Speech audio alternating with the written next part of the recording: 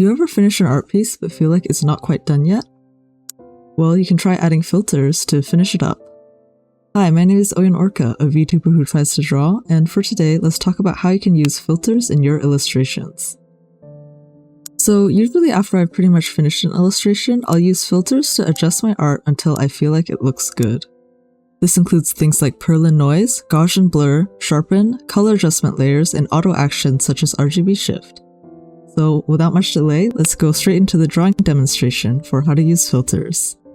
So for today's drawing demonstration, I'm going to go ahead and finish a sketch that I did earlier, and also use some photos that I've taken in the past for background and color reference. If you're following along with this tutorial, you can use any drawing that you've already done, or draw a new piece. So now that I'm mostly finished with the illustration, I'll go ahead and start thinking about adding filters. So the first thing that I like to do is an overlay layer. I like to use the overlay layers to darken and brighten parts of the illustration where I want more or less viewer attention, or just improve the color contrast and visual appeal. Here I'll use an airbrush with mostly cool tones to give a cooler effect to the drawing. I'll use a slightly warmer airbrush for the skin color, and also use some lighter colors to represent some light and bounce light. I'm imagining the sun to come from the left side of the image. And then I'll also go ahead and make a new layer and add some highlights from the top left and bottom right for some sunlight and bounce light, and set that to screen. For the overlay layer, when I turn this to normal, it looks like a kind of blob of random colors. But when I set it to overlay, it brings out colors that I like and changes the overall impression of the drawing a little bit.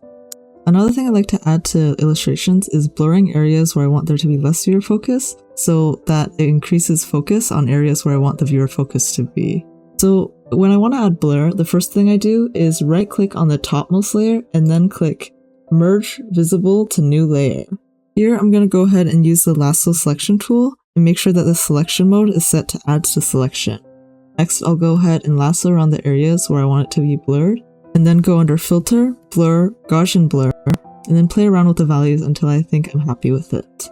So the benefits of using the lasso tool is that you can get really sharp edges along the areas where you're blurring and not blurring. Next, since I drew this on a new layer, I'll go ahead and use an airbrush and set it to erase some parts of it, just to blend some of the blurred areas to the rest of the illustration a little bit better. I'll also use the regular blur brush and add some touch-ups here and there. Now that I've finished adding the blur effects, another effect that I often like to use is Perlin noise. You can add Perlin noise to your illustrations by going under Filter, Render, and Perlin noise. Here it'll create a pop-up where you can adjust the scale, amplitude, and a bunch of other things. I usually adjust the Perlin noise scale to 1 just so that the grain and noise effect is pretty minimal, and I also sometimes adjust the amplitude, which essentially just changes the contrast of the Perlin noise. After that, I turn down the opacity on the noise layer to a low percentage, and then I change it to lighten. Sometimes I'm not completely satisfied with colors or values of a drawing. I can fix that by going to Layer, New Correction Layer, and Tone Curve. Here I can adjust the overall tone and colors of the drawing. Under the drop-down menu, since I'm working in RGB colors, I can go under this drop-down and select the red, green, and blue tone curves and adjust the values here. The colors on the left represent the darker tones, in the middle the midtones, and on the right the lighter tones. So on the very right, if I drag this dot down, it decreases the values of the lightest tone and makes the whole drawing appear a bit darker. On the other side, if I increase the dot on the left, representing the darkest values, it increases the lightness of the drawing.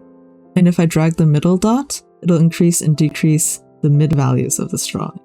You can click on any part of this line to create a new point that you can adjust and further correct the tone of the drawing. Here I'll go ahead and adjust some colors and increase some of the bluer values and also change some of the darker values. Finally, a finishing touch that I like to add to a lot of my illustrations is to right click on the topmost layer, click Merge Visible to New Layer, and blur that entire layer. Here I'll use Gaussian blur and set the strength to 30. Next on this layer, I'll lower the opacity, and then once again click Merge All to New Layer, and then go under Filter, Sharpen, and click Sharpen again. So now when I zoom in, you can see that there's a slight blur and sharpen effect applied.